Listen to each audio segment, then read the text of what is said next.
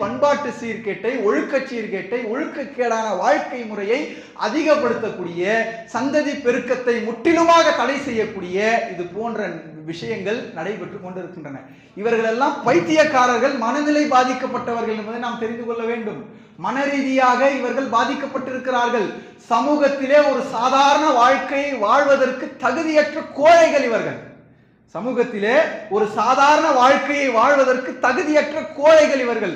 வாழ்க்கையை வாழ்வதற்கு பயப்படக்கூடியவர்கள் இவர்கள்.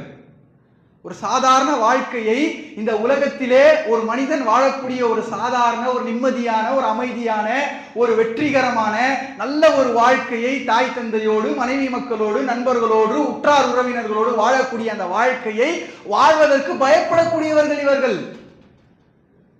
அந்த பயத்தின் வெளிப்பாடாகத்தான் இது போன்ற கேவலமான செயல்களை செய்து கொண்டிருக்கிறார்கள். மனம் புரந்தவர்கள் இவர்கள்.